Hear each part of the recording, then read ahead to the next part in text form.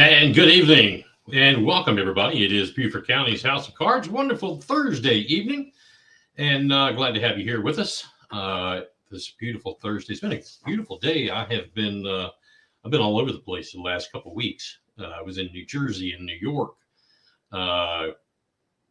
in Wilmington today. It was beautiful up there today, and we're back here, thank goodness, and love being back here. Welcome to everybody. Being out of town last week, things just didn't line up right. Went to one of our offices on Broadway, 42nd and Broadway last Thursday, so couldn't do the show and all that.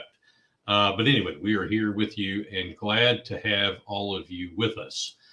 For those of you who will be joining in on the replay, welcome to whenever you are happy to see this, as well as those folks who will listen to the podcast version on Big Patriot Radio. That's right. Hey, Lisa, if you have not tuned in, my word, what have you been doing? You need to go to www.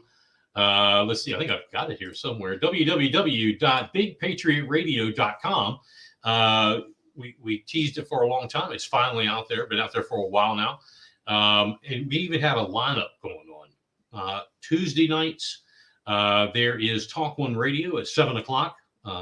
Big Al Flowers and his show has an hour and a half long segment. Wednesday night at 7 o'clock, the Jeff Zapp Show has his podcast on the radio.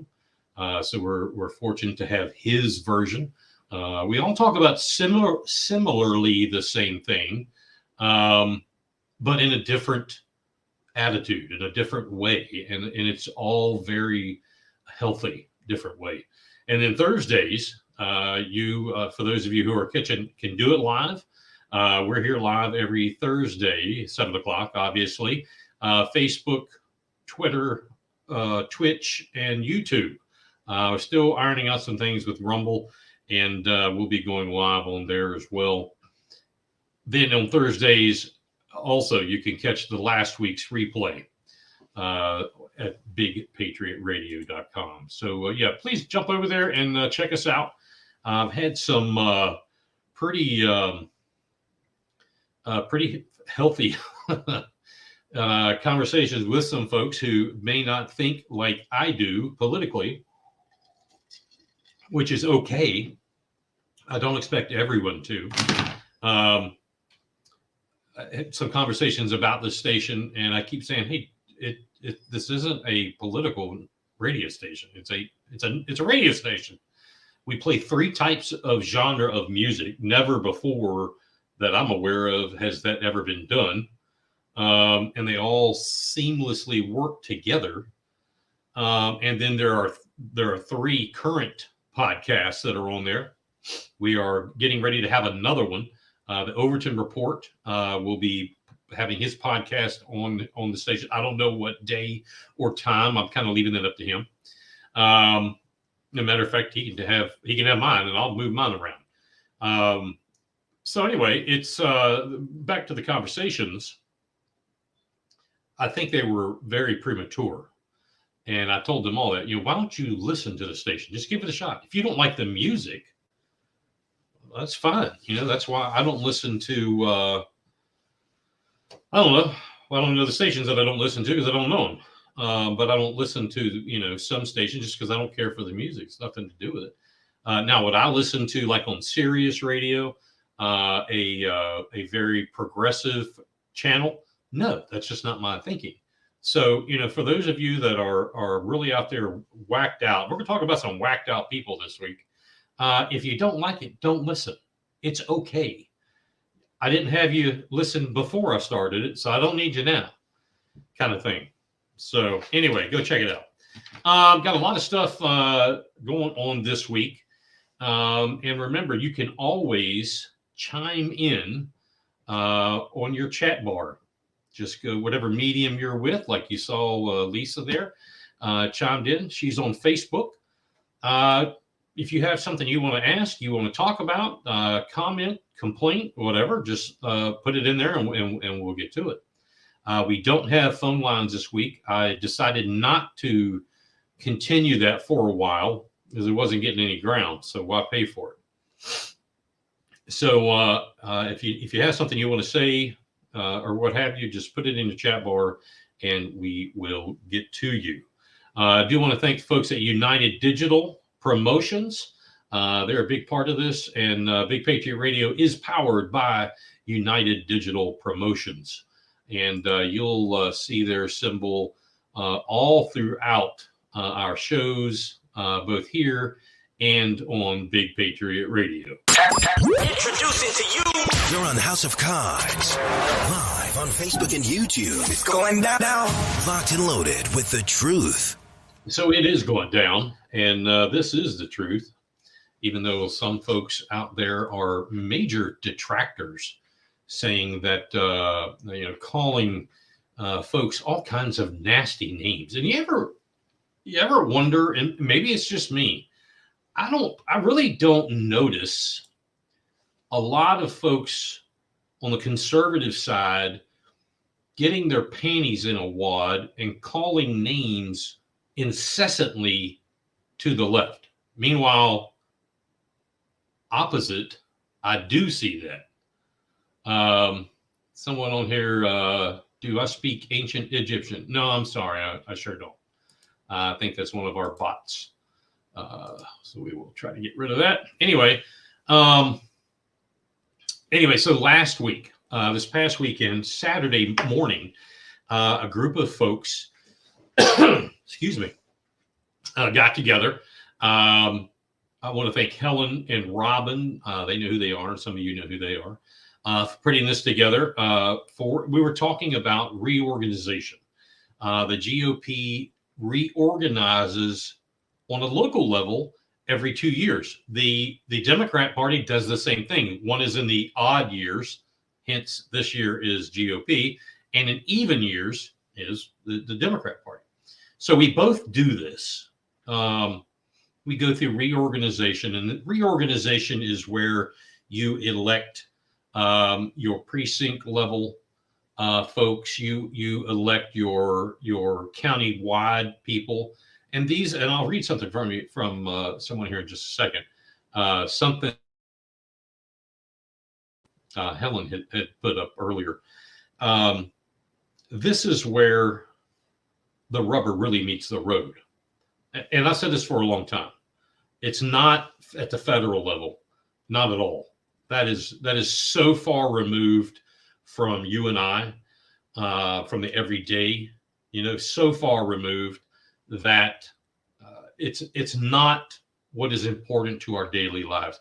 Is it important? Absolutely, it's important. Does it have anything to do with potholes and stormwater and trash and parks and recreation and all that stuff? Absolutely not. That's a local thing. That is where it happens. And the precinct level, well, what is a precinct? A precinct is like your neighborhood, your little area of your subdivision. Just depends on how dense your area is the gravitas of your precinct. I happen, everybody lives in like Bluffton 1D or Hilton Head 2 or Okatee 4 or whatever. There's names to them that signifies them. So over half of the precincts in the county, and I believe there's 98 of them. And if I'm wrong, somebody correct me, but I believe there's 98, 96 or 98. Over half are not organized, meaning there's no executive committeeman, there's no precinct president, there's no secretary, etc. And they need to be. So the reorg that the meeting we had, it was very informal at Mamim and Maudie's on Ladies Island. And let me give a shameless plug to Mamim, and I hope I'm saying that right. Mamim and Maudie's. It is a coffee shop. They've got Danish, they got breakfast food, all kinds of food actually. But I really got the feeling of like a good coffee bar, if you will. They treated us with super respect. Great hosts. Everybody there bought coffee and tea and some things to eat on and so forth. But if you get the chance and you're on Ladies Island, go to Mamim and Maudie's. Go check that out. It's good food, great food, superb people. I don't know what their political preference is, and quite frankly, I don't care. They're good people, and we appreciate them hosting us and letting us use their outside facilities. Unfortunately, there were some people in the community who have, I guess they just hate life. They obviously hate people because they were bad mouthing the restaurant online in social media. One of them happened to be a famous author's daughter, I guess she is. Just went absolutely bananas over this. The meeting was not about the book banners. We didn't even talk about books. The meeting was about the GOP reorg, and it's going on. I'm sorry that they actually, I'm not sorry. It's too bad you're so far covered in trees that I don't even think they get involved in Democrat reorg. Anyway, more on that. So we got together, and there was probably, hey, Julianne, good friend Julie, she was there. That's right. She says a group of us went there this afternoon. Also, we had a committee meeting. We'll talk about that a little bit later. It is a great place, and thank you for putting that on there. So Mamim and Maudie's. Anyway, there was probably 15, 20, something like that people. And Tracy Rentz got up. She's a Beaufortonian and teacher, retired teacher. Glad and super nice gal. And well, mom and dad checking in. Super nice gal. She gave a rendition of what she did in it was either Lexington or Richland County, whichever one she lives in, up in Columbia, about reorganization and getting people involved. And she gave everybody a few minute dissertation of what it took for her to get. It was not the hardest thing in the world. She explained how she did it. It was very, very, I'm not going to say easy, because nothing is easy when you work hard at it, but it was not like, she had to go out and spend thousands of dollars. Her story is really neat, and I'd like for her to give it to you sometime. Thank you, Lisa. And you're right. They asked me to come up and give my few minute spiel about reorg and how important it is. And this is something that I want to pass on to you. When people talk about getting involved in things, a lot of times, a lot of people, and I respect this, they go, I'm not in your face. I don't like speaking in front of people. I'm not a crowd person. That kind of thing. And I totally respect that. And being involved as an executive committeeman or precinct president or whatever, being involved in the precinct, you vote like twice a year. That's it. You vote on like one thing, and that's it. You don't have to attend all this kind of, meeting. You don't have to give up family time.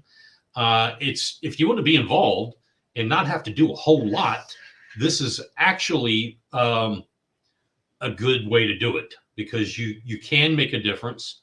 You get your, and do it as something that's fun, like with your neighbors. If your neighborhood, you on the street, find your neighbors that are like-minded, obviously, and have a little party and say, hey, let's go do this precinct thing. And you can run your part of the county, because you get to pass the vote in this spring.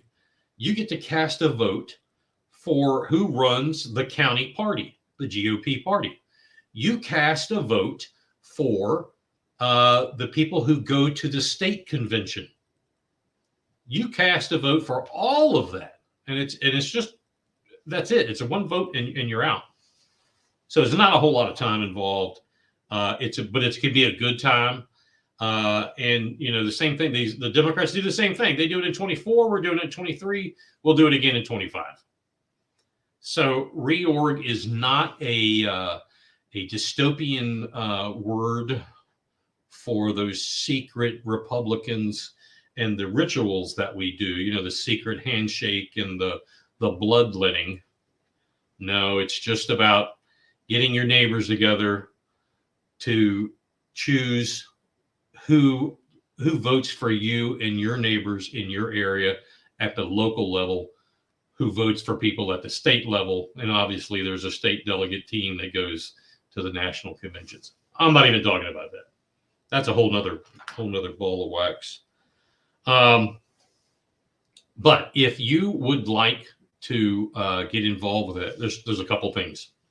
First of all, I invite you to go. Let me share my screen here. I would invite you to go. Let's find it here. Here we go. I invite you to go to myscgop.com. Right there, myscgop.com. This site, and let me stop whoever's saying, yeah, they're trying to overthrow the Republican Party. They're going to bring in this new bunch called the MySCGOP. No, we're not. No. As I said Saturday, if anything, we are trying to help the GOP by getting this reorg, more people involved in it. Now, do we believe, many of us, I can't speak for everybody. I know I can speak for me. Do we believe that there are some major problems in the GOP leadership across the state? Absolutely. You see that happening in Horry County turmoil. You saw it happen in Greenville County. That's now been fixed. We see it in Spartanburg and Oconee County and Lexington County, Aiken County, Charleston County, and right here in Beaufort County. Our state chairman, in my opinion, and many others, has got to be replaced. That's Drew McSqueezick. He's got to be replaced. More on that later. But go to MySCGOP. As you see right here, welcome visitors from across the country. Feel free to use the tools and learn about precinct reorg and get ideas, yada, yada, yada. Go down here. There's more talk about it. You can print. You can join us. There's videos. You want to find out where your precinct is. You can do it from this website. There's some different members. Let me go back up here. Where? Here. What is precinct reorg? There's a video about the precinct reorg, and that shares everything about what we're talking about. If you want to register, there's a tab for that. Sign up, become part of it. You see right here, not that long ago, people were saying how red South Carolina was, and was, first in the South and leading this conservatism in the South. Did you know that South Carolina is known as the most liberal conservative state in the nation? Number one in the South and number one in the nation. Of conservative states, we are the most liberal. That is something that I would not want to hang my hat on. And if I was part of the state GOP, I would be embarrassed. And part of the General Assembly, I would also be embarrassed. You want to find out where your precinct is, go to scvotes.org. There's a hyperlink right here, scvotes.org. I don't know which one I'm in. I'm in Bluffton 2B or 2C or, Okatee 4A. Whatever you think it is, there's where you find what it really is. So they've got stuff on here about medical freedom, getting rid of mandates, a lot of good topics there. They've got tools. You can print out cards. There's all kinds of stuff that they've got going on. And so anyway, the reorg is the, and there's my good friend Helen. Well, thank you, not me. Thank you. This is the most important thing here locally. This is the most important thing locally that you can do over the next 4 months. Absolutely, the most important. This is where it happens. This is where it happens. Yeah, there you go.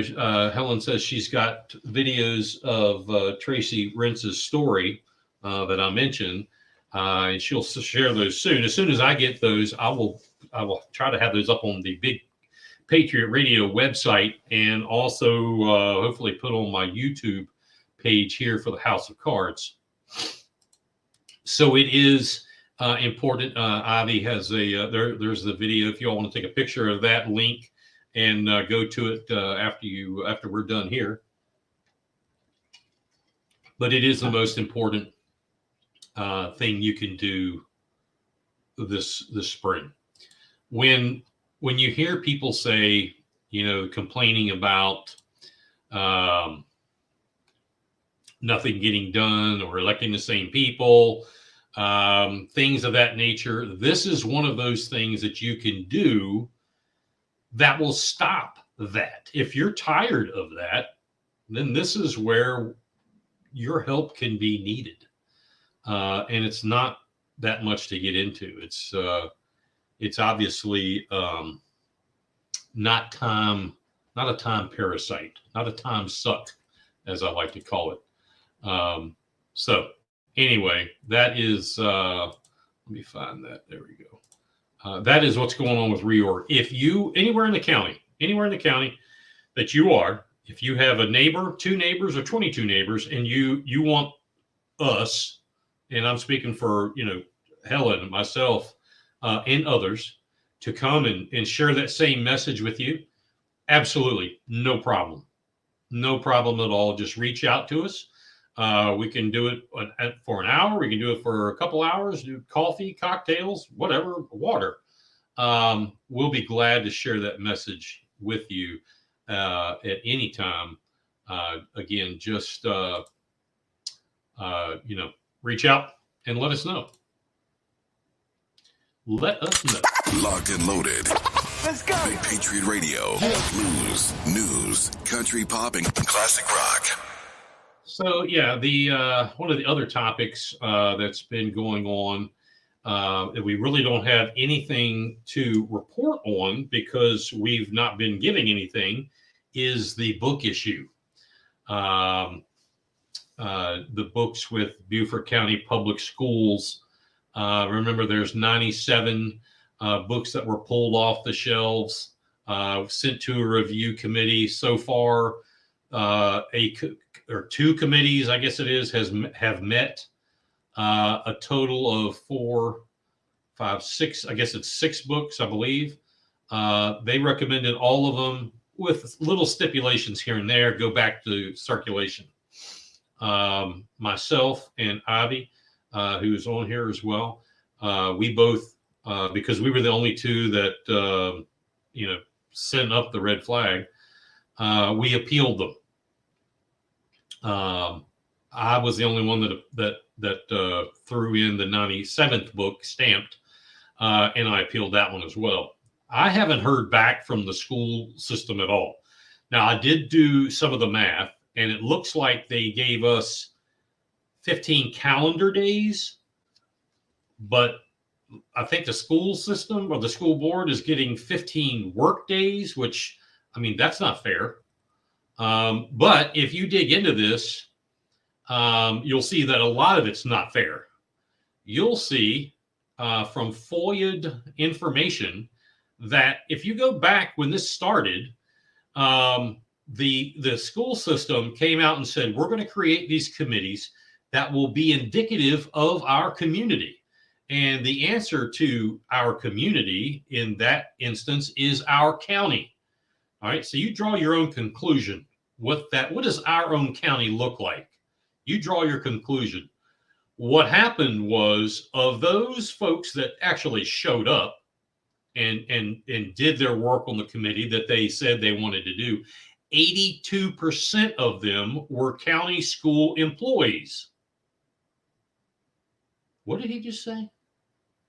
82% of the people who were on these committees that actually voted to do something with the books were county school employees. Now, let's just look at it this way. Are 82% of the population in Beaufort County school district employees? Hell no. We have 187,000 to 197,000 people. 80% of them don't work for the school system. That's the first thing. That's really the major thing. That makes this really, really a farce. I mean, if you're going to be judged by peers, you're going to be judged by a group that's on the front side, indicative of our community, then do it. Then do it. Don't play games. Don't massage it to work in your favor. One of the people was a community member who happened to be a school employee. I mean, this is absolutely absurd. One of them was a SIC member, School Improvement Council. If you do the background on this person, they're employed by the county schools. How is that fair? It's not fair. And Ivy says it best, it's completely biased. It is completely biased.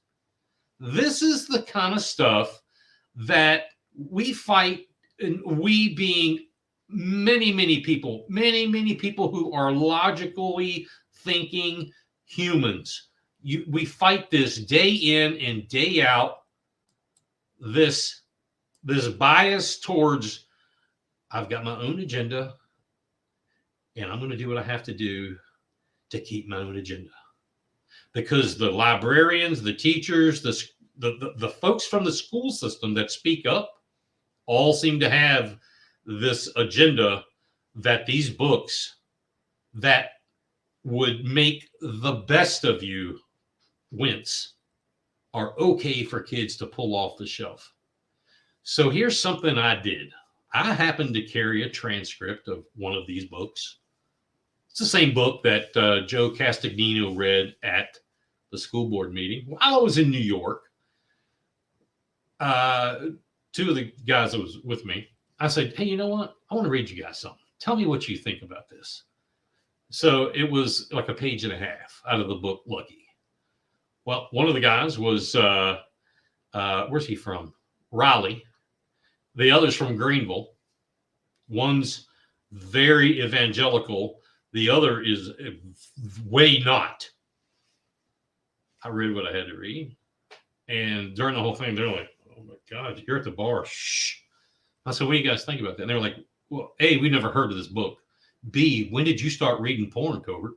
And I said, well, you know what? It's not. It's supposed to, well, yes, it is, but it's on the school system's library. And they were like, oh, you got to be kidding me, man.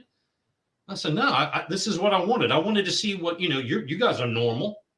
One very, very far right, one very middle to the left.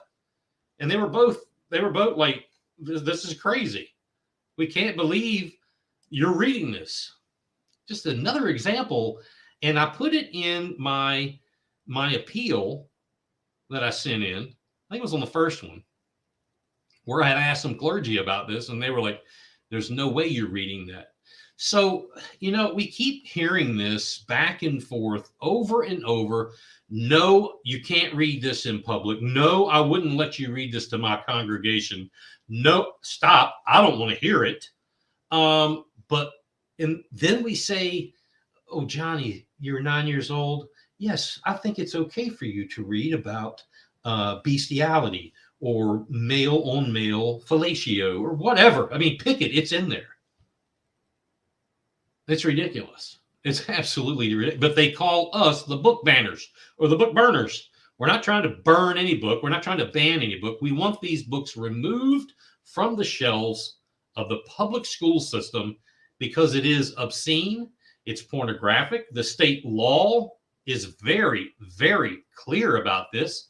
And we have quoted state law multiple times, given them plenty of ample opportunity to remove this before charges are brought up for providing obscenity, pornography, etc. to children. And I never once have mentioned yet the fact that my tax dollars, your tax dollars, and their tax dollars all pay to put them in there. And so let's forget about that side. Let's talk only about this side. Because it is public money, it's tax dollar money, it's mine and your money. If we don't want that in there, we have that right to pull it out. It's public. If this was a private school and this is what the private school, this was their gig, if you don't like it, Mrs. Smith, then you can take your kid somewhere else. Choices. But public schools, this is public school, everybody's tax dollar. I don't like it. She doesn't like it. He doesn't like it. We don't approve of it. It's got to go. So there's two sides to this coin, and both sides speak volumes as to why these books do not belong in public school shelves. So someone asked me recently, they said, well, what about the public libraries? You know, the Bluffton Library or the Beaufort Library or St. Helena, whatever, Hilton Head Library. What about those? Aren't those funded with tax dollars? Well, yes, they are. Why, yes, they are. And that's a good point. And my answer right off the bat is, look, this is a huge elephant. And how do you eat an elephant? One bite at a time. I typically take bigger bites than a lot, but this is a big elephant. So let me start here, and we will continue to nurture this projection. You can't throw your entire being into the whole 9 yards. Now, hey, if somebody's watching this and they say, well, I'll take it up, well, more power to you. I'll help you as I can. But for those of us who are doing this at the school system level, we're starting here. But yes, the public libraries are paid for with public dollars, your tax dollars. Do you have a right to say, I don't want that? I don't want this in my public library? Absolutely, you do. There is a library board that you need to go and stand in front of and start making waves. I don't want this in my school. Look at the folks, and I'll bring up a division here. Look at the folks on the left who got, 3 shades of shitty red about, and I don't mean here, I mean, this is just in general, about statues. Okay. Name your guy, name your gal, the statue issue. I don't want it around here. Joe Blow was about XYZ. Well, it's public. Well, you're taking that down, but I like it. Well, it is public. So there is an argument there. That's kind of not the same, but you get where I'm going. It's kind of the same. This happens to be this book issue, this obscene literature, this obscene pornographic stories is what can affect a child forever. How in your ever-loving mind can you say that an 8-year-old, a 9-year-old, a 10-year-old, 11-year-old, I'm not done yet, 12-year-old, 13-year-old, hell, there are some 18-year-olds that don't have the mental maturity to read about rape, about not what rape is. I'm talking about the act of rape. Johnny took his hands and did this, took the broomstick and did that. 7, 8, 9, 10. They do not have the mental acumen, much like Joe Biden, to absorb that. Many 17 and 18-year-olds don't have. I probably didn't at that age. Why would you make that available just to their heads up. Why? And we have some folks out there in the community that call themselves they're literates, they're literature experts, that this is the free will. That's such hocus pocus bullshit. And I get sick of hearing it because they sound like idiots. They sound like morons, because a 7, 8, 9, 10, you get the story, reading a story about sex trafficking, child sex trafficking. Joe sold me to Henry and I had to do this, etc. That's not literature. Now, there's always, and I've talked to people like this, they say, well, critical thinking skills, absolutely. Okay. When it comes to critical thinking skills, there is an argument there. I beg to differ that in elementary, in middle, I tell you what, let's throw elementary out. In middle school and high school, with the exception of senior college level English, if you have already, and there are some students in all of our high schools, but they're already taking college credits. Okay. Those are exceptionally bright kids. As long as they have mentally, socially grown up, that might be apropos. Maybe. I'm not an expert like that, but maybe. But I know critical thinking skills is so important in post-secondary education, and these do have a value. I will okay there for critical thinking, but not in elementary, in middle, and your everyday 9th through 12th grader who, they don't even know what they are. And you're going to throw this at them? It makes no sense. It makes no absolute sense that we would do that to them.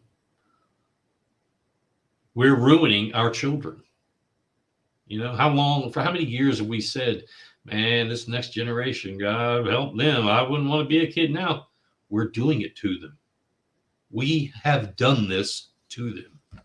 You people who think that these books are perfectly okay to be in the school library, we've done this to these kids by allowing it.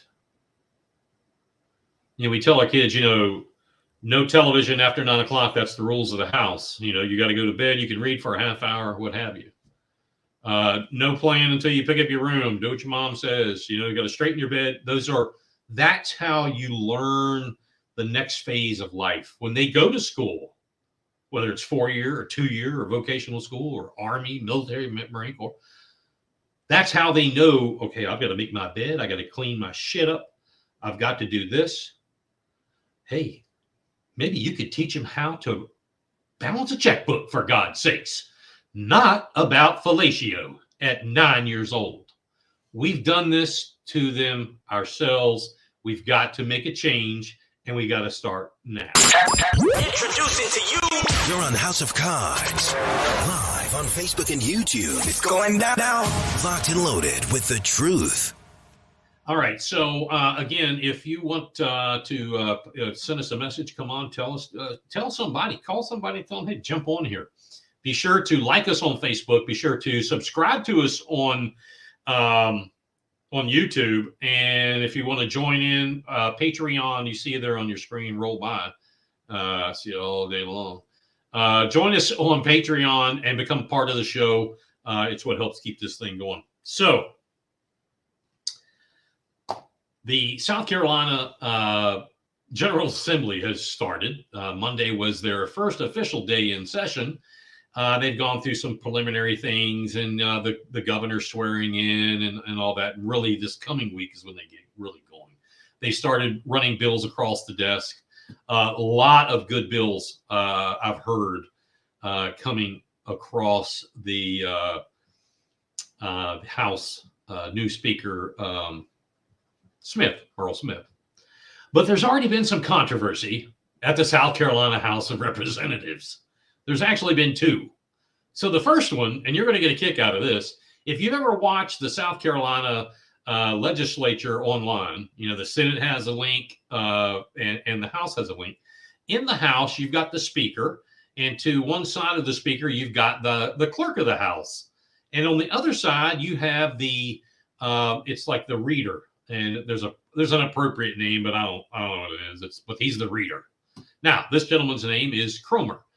He goes by Bubba. He is a lawyer, a for real lawyer in Columbia. Bubba Cromer, and kind of a charismatic guy. Well, I can't believe I did not know about this prior to this year, but we learn something every day. So during the Christmas season, Bubba always has a party. He has a party at typically at one of the social clubs in Columbia, which I don't want to mention the name because I haven't cleared all that with him. I don't want to get anybody in trouble, except for Bubba. So Bubba, who apparently is extremely far left, from what I'm gathering, his party that he has every Christmas season, the entertainment is via drag queens. That's right, drag queens. Specifically, Patty O Furniture. That's right. Patty O Furniture is the normal, and I don't know who Patty really is in his everyday life, but this drag queen show is part of Cromer's party. So he sends out these invitations. The invitations always have an owl with red eyes and a small child. The owl's huge, and this little girl, and the arm of the owl is sticking out. It's real creepy. I mean, it's real creepy. Now, I haven't said anything, anybody's doing anything wrong. I'm just saying, let me set the scene for you.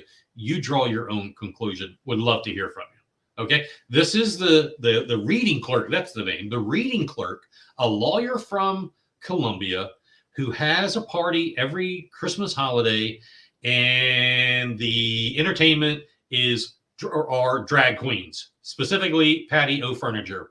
He sends, and only people invited are House members. That's it. South Carolina House members are the ones who attend this party or these parties. So it gets weirder. It gets weirder because as I was digging into this and getting some information from Corey Allen, matter of fact, I learned that Bubba Cromer has made a couple movies. He's like a producer kind of dude. It's all B stuff or even sub B movies. And I forgot to write the names down. They're kind of strange. They're a little strange. There's some tendencies that could lead one down the road of possible pedophilia, possibly just, allegedly. I don't know. I don't go to that stuff. I'm just saying, look into it. There are other people who are looking into this. Something happened this winter. I'm not sure what all happened, but the party got postponed from one place and had to go somewhere else. And all of a sudden, that's how I found out about it, is all this talk is going on like, hey, what the hell is Bubba Cromer doing having drag queens at the party? Did you go? Did you go? So I've asked some House reps, hey, how's it going? Blah, blah, blah, blah, blah, blah, blah. Did you go to Cromer's party? I haven't had anybody respond yes, no, kiss my ass, or anything. So interesting there. More of the same old South Carolina underbelly corruption going on. Anyway, what else is going on at the House? So the South Carolina Republican caucus had a meeting off-site at the Palmetto Club. It's either the Palmetto Club or the Capitol Club, one of the two. It's I can't remember. I've been to both. They're both swanky, both nice. Anyway, they and this was ramrodded by Speaker Pro Tem Tommy Pope, and the House, the whip of the majority party, and the name just escaped me. Anyway, they put all this together.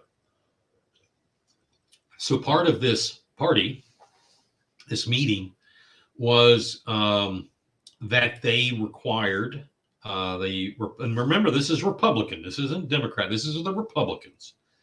The Republican leadership ordered that all members of the House Republican caucus sign this oath while they were there. The oath was that let me see if I can find it here. There's actually this is very good, and I want to word this properly. Let's see here. Bear with me just a second. Let's see. The oath, blah, blah, blah. And of course, they've changed it. Bear with us just a second. There were 20 of the 88 House members. And remember, we have a super majority in the House. That said, 20 said, no, I'm not signing this.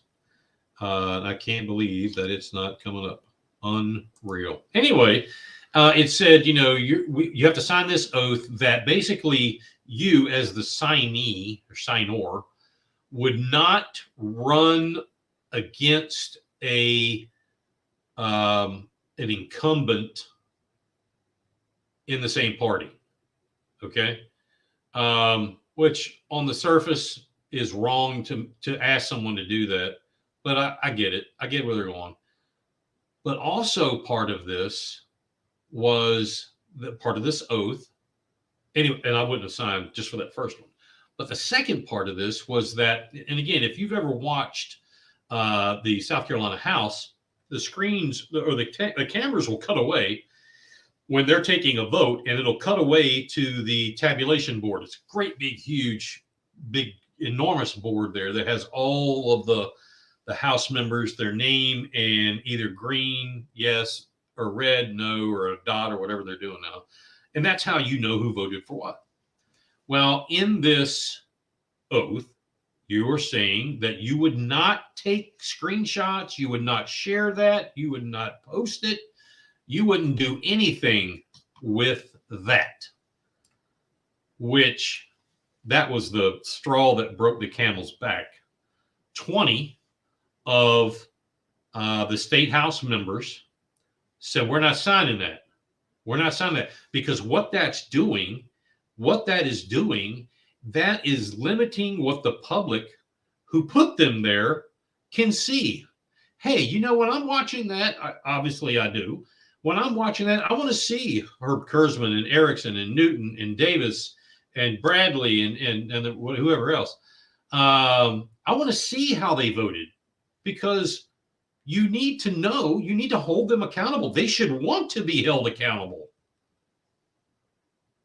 Well, House leadership doesn't want that, because this group of 20 used to be a group of like 11. And before that, it was like a group of 8. And before that, it was a group of 3. It's obviously growing. People are tired of the same old, same old. Does this sound familiar? People are tired of not being their representatives in government, from the town council to the state house, not being held accountable for what they're doing or not doing.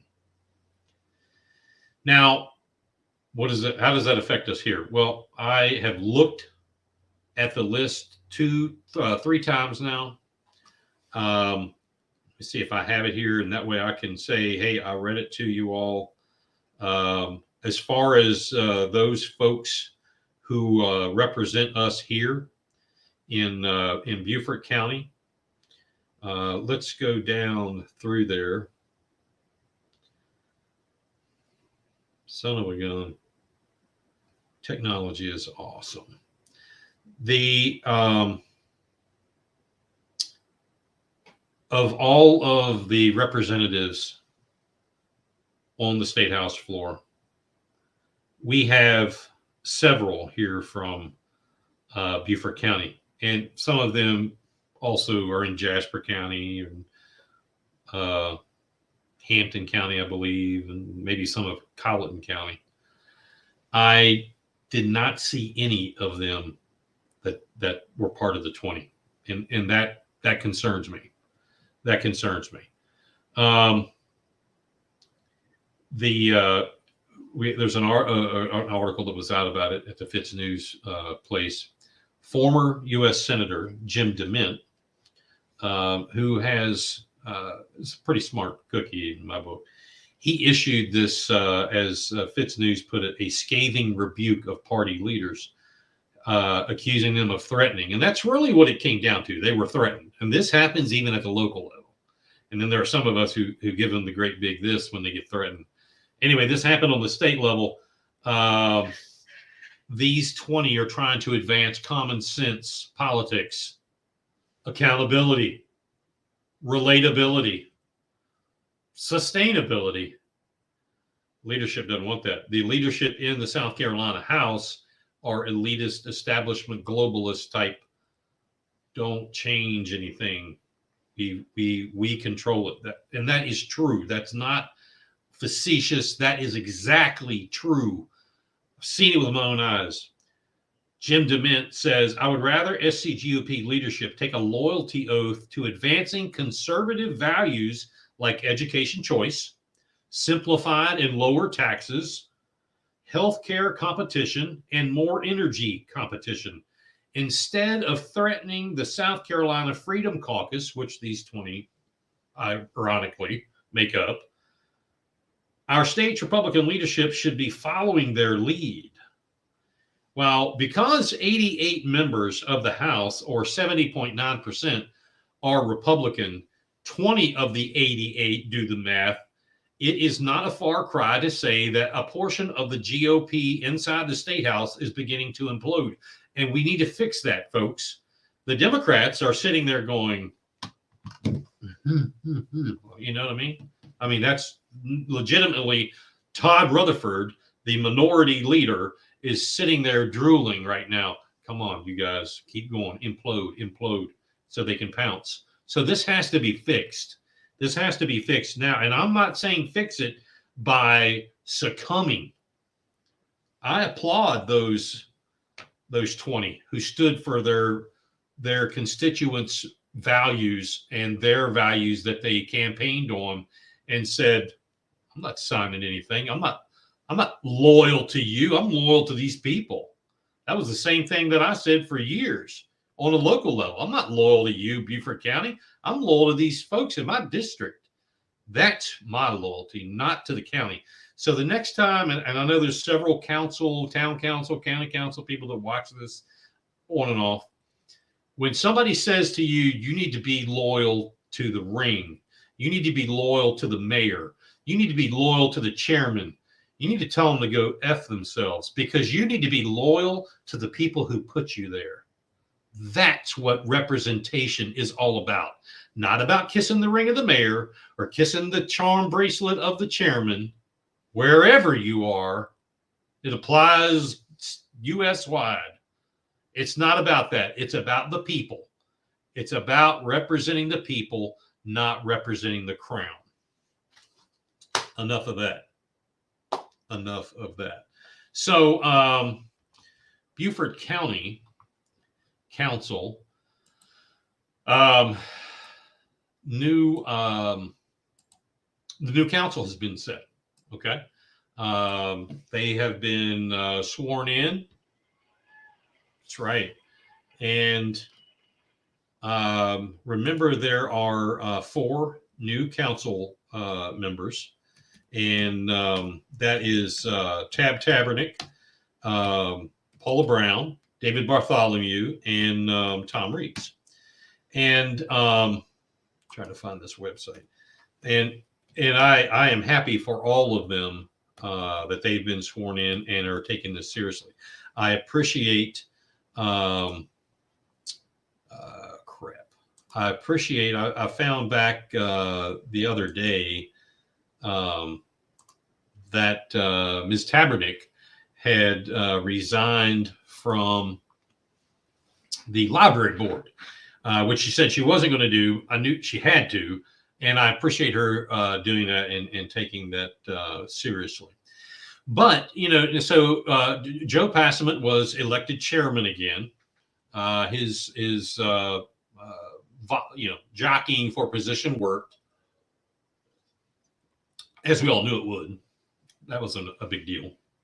And everybody voted unanimously, as far as I know. Then it came to vice chair. Now, during the off season, we'll call it, Alice Howard had been whining, dining, sending out love letters and cards and, you name it, whatever. All the tricks. There are a lot of tricks because she wanted to be vice chair.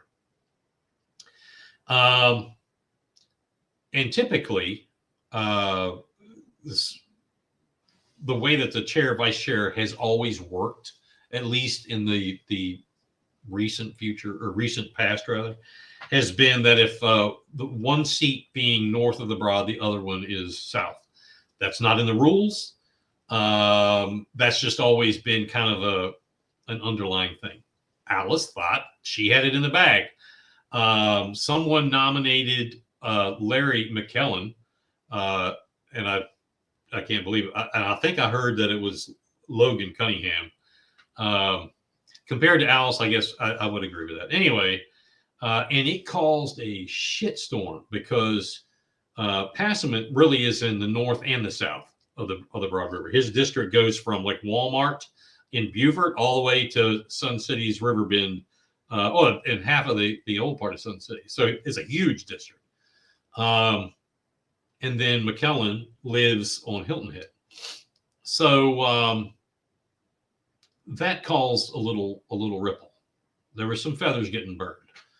And then they came out with the committee assignments. And before the committee assignments happen, they always ask, what committees are you interested in? They know your background. So, if you've had a background in road engineering, you're probably a public facilities kind of a bean. You know what I mean? If you've had a background in real estate, natural resources, probably you may be pretty good at. So in my opinion, the most important committee is finance. Now, Passament merged some of the committees together, and they've got different names, and I'm not going to go into all that. But finance specifically is where the budget is set and where that rubber hits the road. Well, the current or prior chairperson was Mark Lawson. Now, Mark Lawson, who won, re-upped again, if you will, does not have a financial background. Chris Hervishon, former District 8, is a CPA. Why he was not put on as finance chair, I don't know. But that's water over the bridge. So here comes this new crop of council people. Bartholomew is a lawyer. Tabernick is a retired school teacher. Tom Reitz is a businessman. And Paula Brown is a finance expert from the World Bank, for God's sakes, on down, to the level we're at. One would think that with finance, you would need some financially savvy people. Lawson had been chair. It would only make sense that he become chair again just because of professional courtesy. But you want to put somebody in the vice chair spot that could make him look real good to get the job done. I can't think of anybody. Matter of fact, looked at the other council people. McKellen was a drug enforcement agent and a pretend judge. He's out Glover was in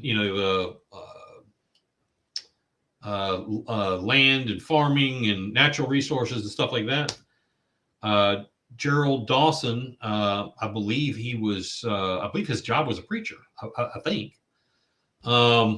Alice Howard worked for the Marine Corps as a civil servant, and that's it. So my thoughts was that Paula Brown would be the vice chair. And if not that, at least on the committee, because she's got such a dynamic history. If you look at her resume, when it comes to finance, I mean, she's way over my head. Well, these things come out in the paper, and I'm sitting there looking at them. I look at finance first because that was the one I was most interested in. She's not even on the committee. She's not even on the committee. And nothing against Tab Taberner. I like Tab. She's the vice chair. She doesn't know anything about it. Well, she worked on the finances for Sun City. Okay. That's Sun City. We're talking about over $100 million, county deal here. It's a whole nother ball of wax. At least she's done that. I don't think Lawson's even got that much. But be that as it may, you got a council person who is, more qualified than anybody, even the chairman. And I don't even know what he did for a living, but it's not that. And she's not even on the committee? Why is that? Is that because, is there anything going on that the chair wants pushed through? I don't know. I'm just saying. Is he worried that she may know exactly what's going on and will ask questions? If I want to get something done, I want to have all the dunces looking at the numbers so I can push it right through and tell them you need to vote yes on this. I don't know. I'm just asking. I looked at the committee structure, and I believe it's Logan Cunningham is the chair of one of the committees. All of the committee members, all the newbies, they're all on there. So you've got a committee. Logan he'll be fine. He's in his third year. He'll be fine. But everybody underneath, there's no experience to draw from other than personal, life experience, zero having done this before. So, did the chairman set Logan Cunningham up to fail by putting, 4 rookies on this? Now, the chair put himself on all committees because he's ex officio. Now, we don't know how they're going to vote. 4 years ago, it was, you get 4 people on the committee and anybody that showed up could vote. And prior to that, it was no, only on the committee you could vote, but anybody can go there. I don't know. They don't play by the rules that are written. They play by the rules that Joe Passman wants, apparently. So, hopefully we'll see some consistency.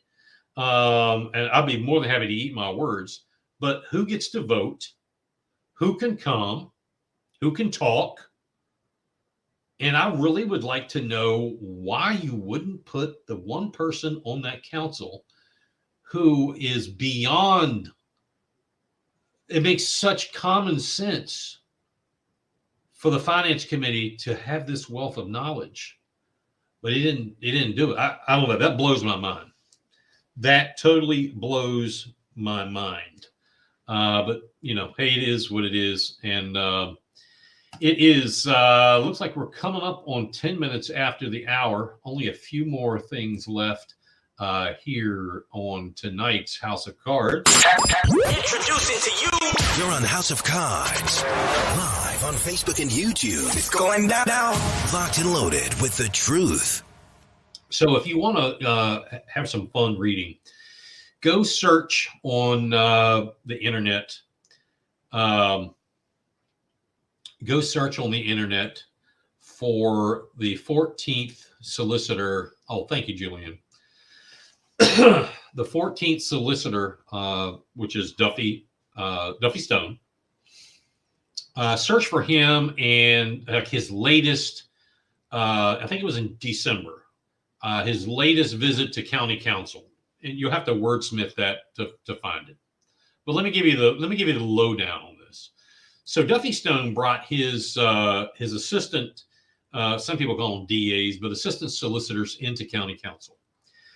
Years ago, back when I was on council, we made some changes with DUI court and so forth to ease the load in some areas, to make it feasible in other areas. So basically, an officer, a cop, didn't have to represent himself. There are many cases where, if you were under arrest for DUI, you had a great lawyer. The opposing, the state was represented by a cop. May have been a state trooper, may have been a county cop, a city cop, or whatever. Well, that's kind of like an unfair fight. My good friend Tabor Vox is a defense attorney, does a lot of DUI cases. I can't imagine a cop coming up against, walking in going, oh, shit, it's Vox. Oh, well, let's plead this one. So anyway, we made some changes. And they were great. The solicitor's office did a fantastic job. He came before county council to admonish them for not coming back to the assistant solicitors and saying, thank you for what you did for stepping up. There's no pay increase. I mean, they haven't had one for a while. The conviction rate was apropos on DUI. None of these, just make a deal kind of thing. The numbers are just ecstatic, but one county council person in December, one county council member had negative story about this. That county council member, back when we did it, 2016, 17, 18, whatever, I think it was 17 or 18, was the chief magistrate at the time. His name is Larry McKellen, who is now council representative to District 10. The video, and we're going to dig into this a little bit more because there's more to it that meets the eye. The video is on point. Duffy did a supreme job. He didn't call him out, didn't call him names. He just said, you all should be embarrassed. You all should be ashamed. And the one of you who was the nastiest about it, so to speak, sitting up there was the chief magistrate back then. Wow. It was wow. All right. We are, but we're going to talk more about that as time goes on. And don't forget, while you're on here, please send us any chats you want to mention, anything you want to mention, talk about, or what have you. Just let me know, and we will get it up on here. And for that person who asked, do I speak Egyptian? No, I'm sorry, I do not. They came back with, oh, well, very well. So not sure what that's all about, but good on you. So a couple of things to talk about, get you all up to speed on. I wanted to, sex trafficking, child trafficking is a very, very important. I'm going to put this up, there's a lot of stuff to go over, but I'm going to talk about this. Human trafficking in South Carolina is a problem. A lot of people don't realize that. Some people want to ignore that. That is true. Some people just don't want to talk about it. Let me give you some numbers. Our South Carolina Attorney General, Alan Wilson, recently gave a update on this. He said there's good news and bad news across the state of South Carolina when it comes to child trafficking. First, the good or the bad news, he said.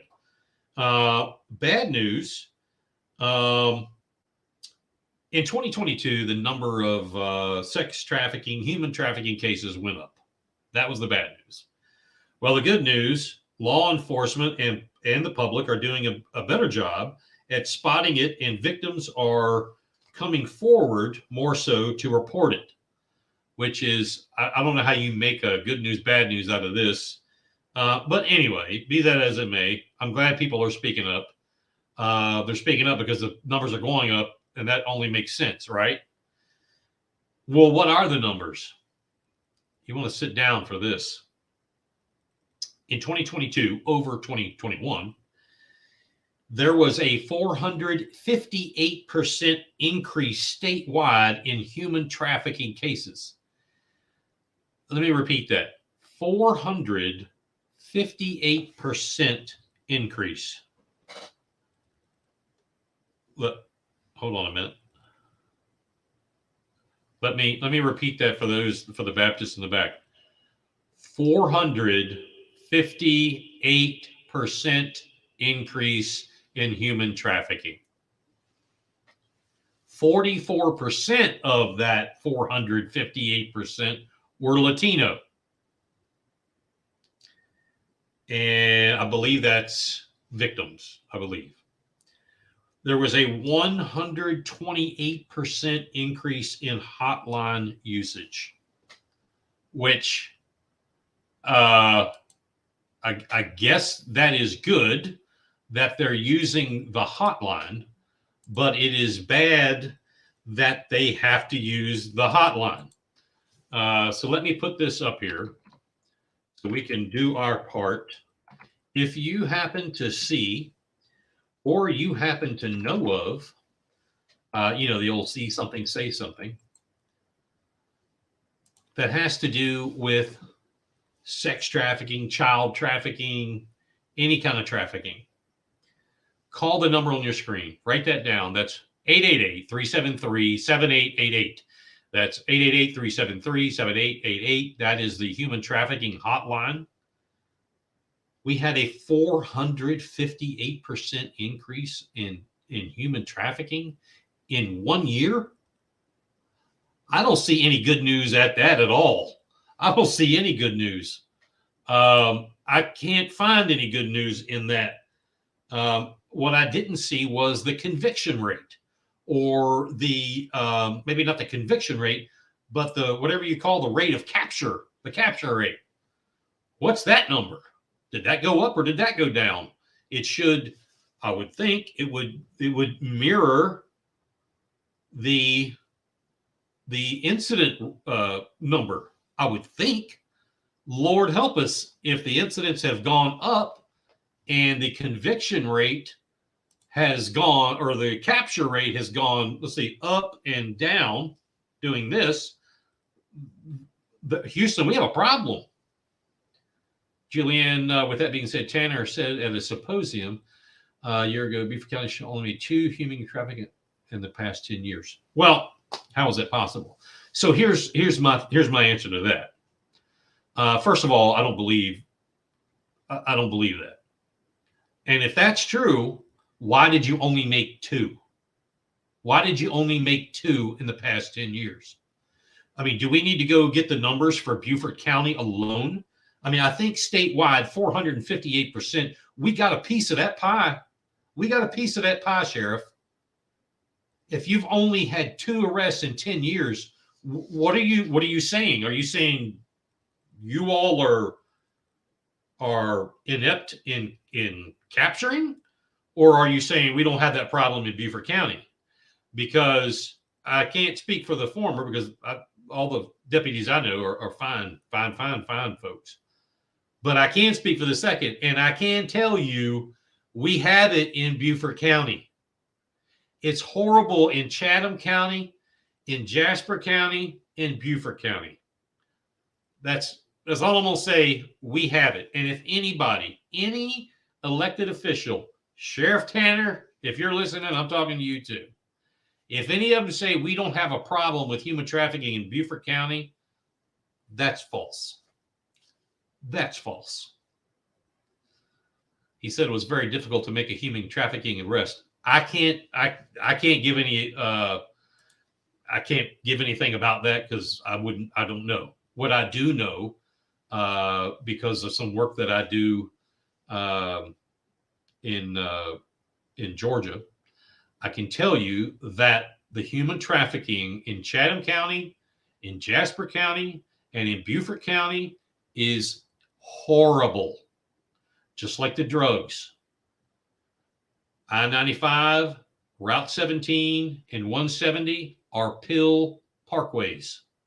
I'm telling you, that's not a secret. Not a secret at all. It needs to be out there so you're aware of it. You don't think we have a drug problem? I remember talking to a family member who happens to be in law enforcement, who was telling me about an arrest he made on 95. No. It was 170. And in the duffel bag, there wasn't a bottle of Xanax or a bag of Xanax. There were cakes of Xanax. I'm like, I'm not a drug addict. What's a cake? Well, Xanax is a little rectangle pill, or they're rectangles or they're circles. I guess when they form them and stamp them out, boom, boom, boom. And they come out in these like sheets, little round sheets or something. And they're on top of each other and then wrapped, and that's a cake. That's a Xanax cake or a whatever cake. I'm like, you gotta be kidding me. No, I'm not kidding you. This is the pill parkway. You can't be naive to this stuff. If you're naive to it, it's going to affect you someday, and you're not going to be ready for it, and then it's going to really hurt. So for people like, and I'm not laying, hey Al, I'm not casting anything at Sheriff Tanner. I don't know. Yeah, I know he said that a year ago. I don't know where he is now with it. But I'm here to tell you that if and somebody needs to ask him this, maybe I will, maybe Al will, maybe Jeff will, somebody, why have you only made 2? Tell us why. Is it because you all don't have the tools, or because we don't have the problem? And wait for an answer. And if it's number 2, that's false. I'm telling you, that's false. And I'll just leave it at that. Sex trafficking, human trafficking in the same 3 counties is unbelievable. Hardyville, right there off 95 and 17. The human trafficking there is unreal. It's unreal. Chatham County and I guess that would be Eastern Effingham County. It's unbelievable. Unbelievable. The numbers would astound you. The number of safe houses in Savannah for people that have been raped or kidnapped, females, or sex trafficked would shock you. Well, it can't be that many, 1 or 2 here or there. I said the number of houses. It would shock you. Call that hotline, 888-373-7888. That's 888-373-7888. We'll put that number back up on the screen here in just a second. There was a mom that spoke about a drug house still in existence. Yeah, absolutely. It would not be, we don't want to share that. And they're all over the place. They're all over the place. So why am I telling you all that? Because this is a very, very important topic. I speak with some ladies who are probably watching here about it. That's one of their passions, and I know a lot of folks help in both Georgia and South Carolina with emergency needs and stuff like that. And somebody was sending a text going by there. The Fresh Start, I think it's called Fresh Start Healing Hearts. Is that right, folks? Yes, I would love to have those folks on here. and just to give you information, to pass that information along so you can help. This isn't to scare anybody, or maybe it is. Maybe we need to be scared. Maybe we need to have a wake-up call and go, "Hey, this is serious." So if that's what it takes, then I guess I'm trying to scare you. So we'll go to that. Well, that sounds good. But it's very true. It is very true. Anybody have any comments about that? Julian, I really appreciate you giving me that or giving us that information. I wanted to end the show here closely with some thoughts on what we saw. I guess it was last week. Up in D.C. with what ended up being 15 votes of the U.S. House of Representatives to elect a speaker. Now, we don't talk a lot about national politics here just because it gets regurgitated in other places. And I personally think that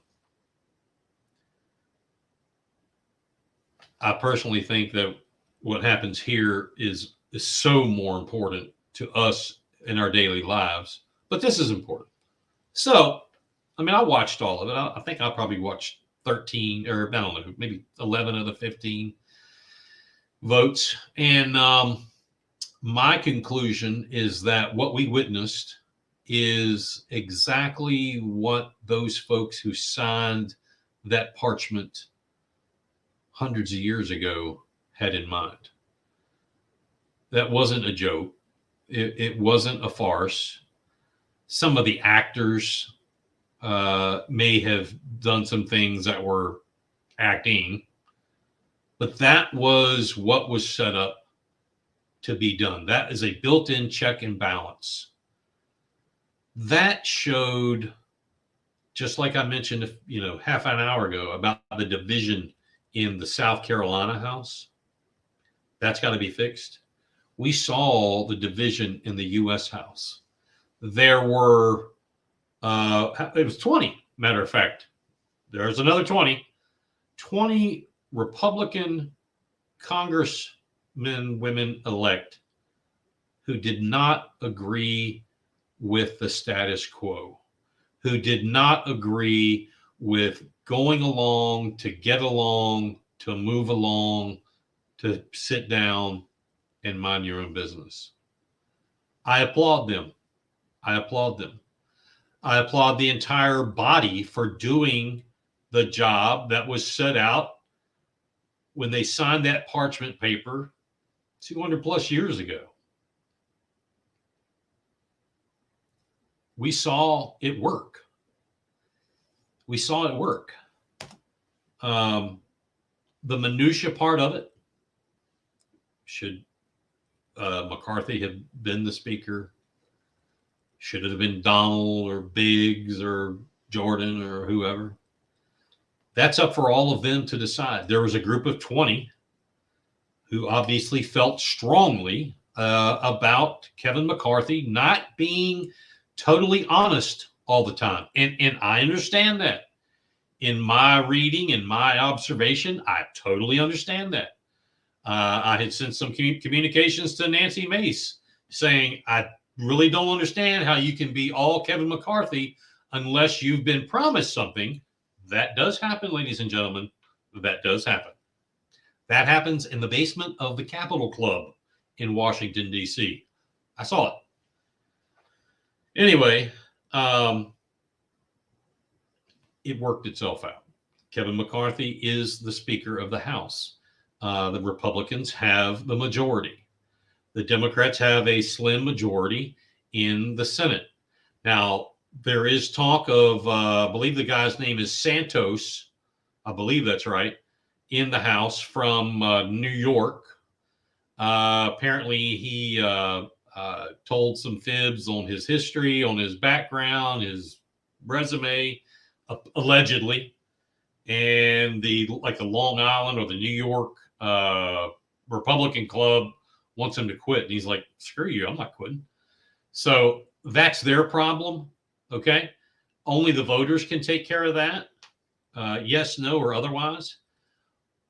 What I want to make sure, and I know they are, what we need to make sure of is that, the Republican lead, it's not all that.